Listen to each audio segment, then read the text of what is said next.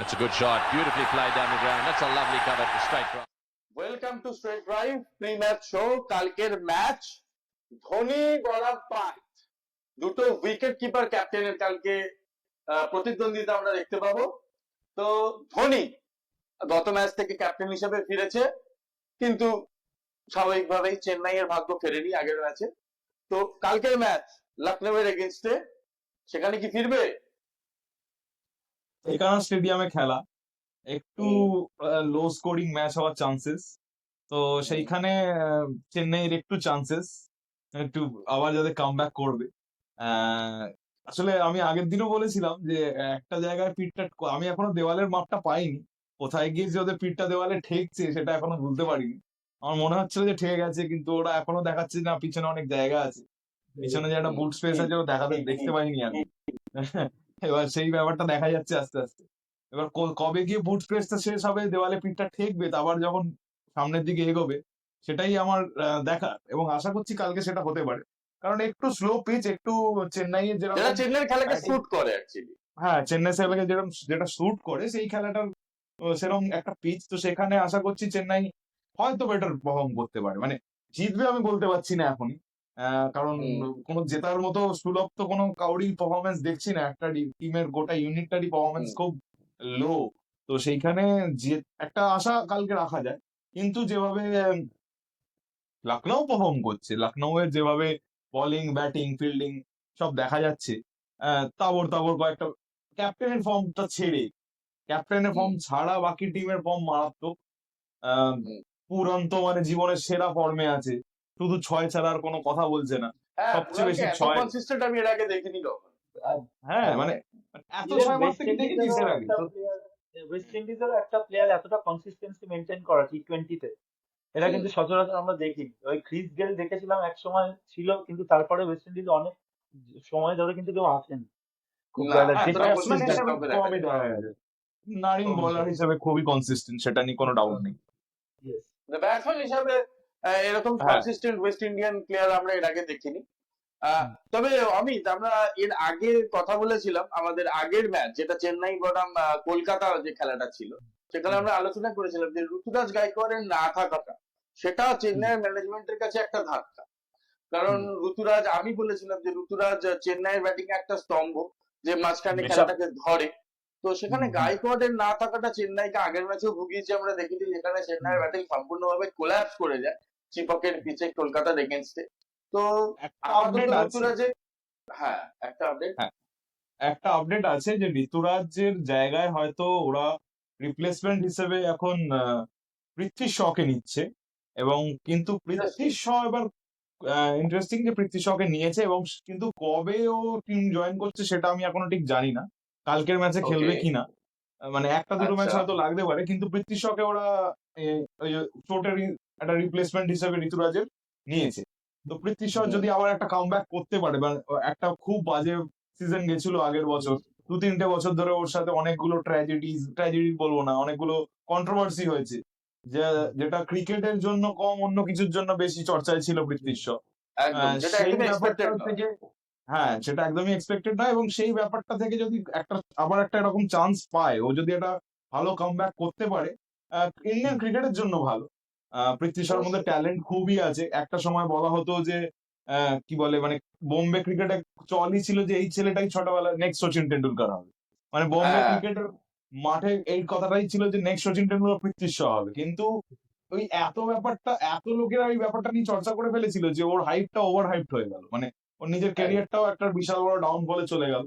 এবার যদি চেন্নাইতে এসে সেই ব্যাপারটা আবারও সুযোগটা পায়, যেরকম আজকে আমরা দেখলাম একটা, যে করুণ নায়ার আবার একটা চান্স পেয়ে কিরম ভাবে খেলে দেখালো, যে অবশ্যই, চান্স অবশ্যই। পেলে তো ভগবানের কাছে প্রে করেছিল যে ওর ক্লিকটা কোনোদিনও ভোলা যাবে না, যে একটা গড গিভ মি ওয়ান তবে মোর চান্স। ইন্টারেস্টিংলি এখনো অব্দি যারা চোটের কারণে বা যে কোনো কারণে এই IPL a as a replacement এসেছে, ঠিক আছে, তারা কিন্তু প্রত্যেকেই পারফর্ম করে দেখিয়েছে। কারণ আমরা এর আগে হ্যাঁ, এলএসজির ক্ষেত্রে আমরা শার্দুল ঠাকুরের উদাহরণ নিতে পারি, যে যেখানে শার্দুল একদম। ঠাকুর এখনো অব্দি দুর্দান্ত পারফরমেন্স করেছে এবারের আইপিএল।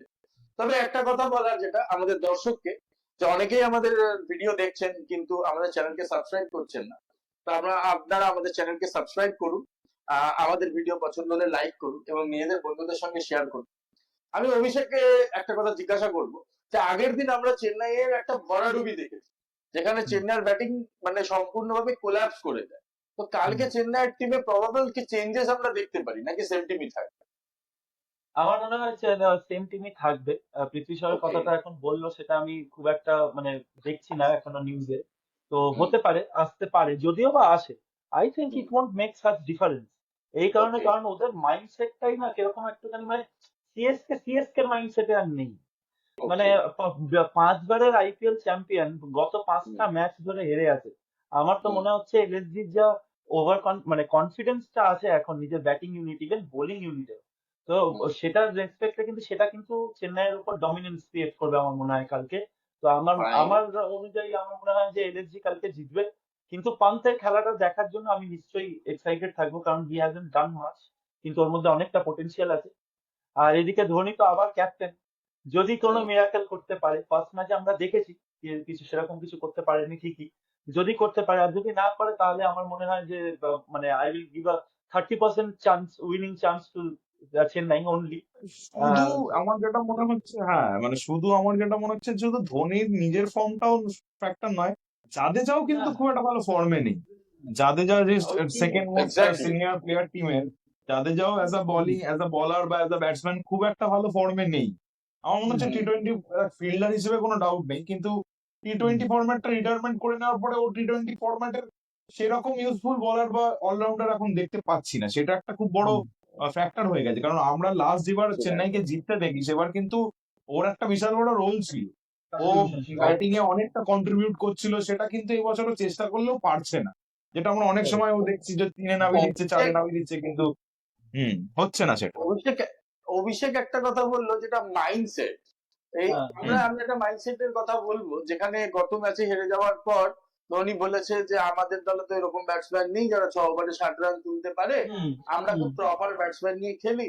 আমি জানি না মানে বেগ ইউর প্যাডন, বাট আমার কথাটা খুব এক্সকিউজ সুলভ লেগেছে, যেখানে আমরা কিন্তু একদম ধোনিকে এরকম এক্সকিউজ দেখিনি। দিতে দেখতে অভ্যস্ত নই। তো সেই একদম জায়গাটাতে মানে আমার মনে হয় চেন্নাই অলরেডি 5টা ম্যাচ পর পর হেরেছে, যেখানে দাঁড়িয়ে অলরেডি তাদের মাইন্ডসেট অনেকটা ডিফেন্সিভ হয়ে গেছে, যেখানে হয়তো এখন তারা জাস্ট মানে সিজনটা শেষ করতে পারলেই বাঁচে। ঠিক আছে, মানে এরকম একটা ব্যাপার আবার নেক্সট সিজনে দেখা যায়।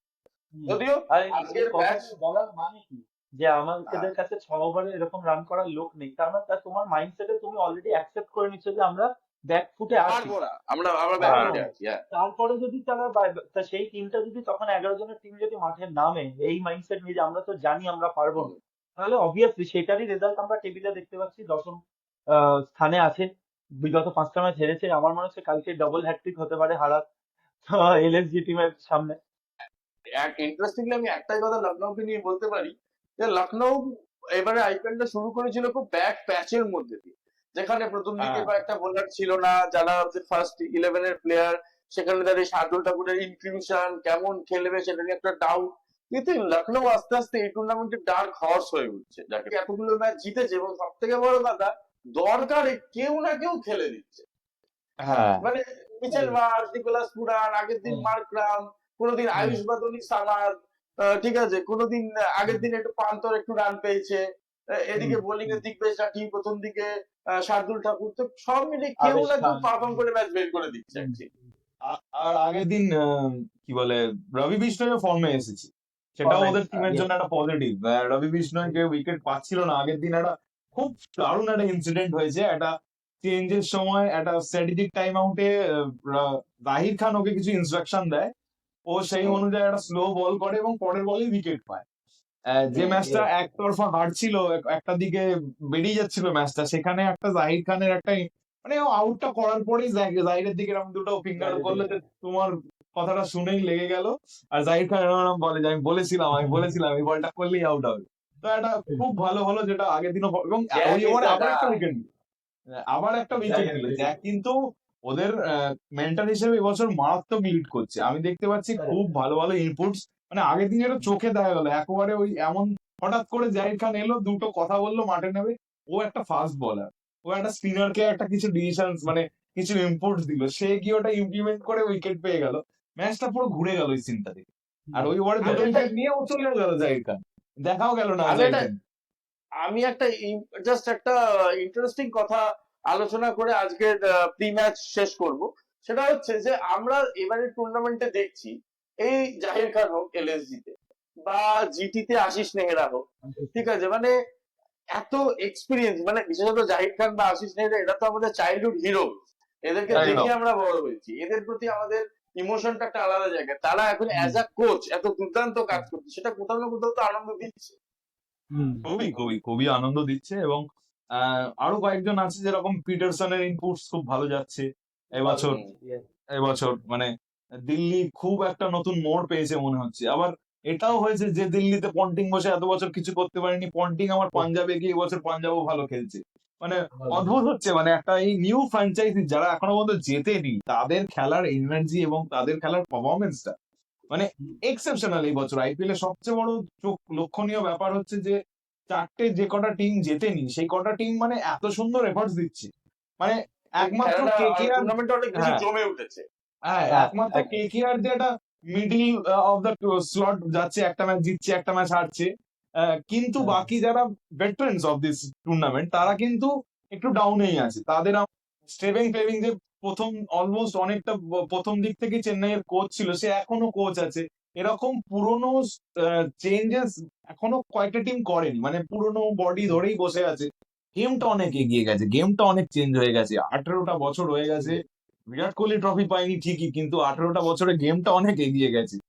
তো এই চেঞ্জেস গুলো আমার মনে হয় বিরাট কোহলি টিমও এবছর সেই ম্যানেজমেন্টটাও বুঝতে পেরেছে যে যেভাবে ওরা উইল জ্যাক্স ওদের ভালো খেলছিল, ওরা কিন্তু উইল জ্যাক্সকে যায়নি এবছর পিছনে। এবছর ওরা কেকেআর এর পিছনে গেছিল যারা চ্যাম্পিয়নশিপ আনছিল।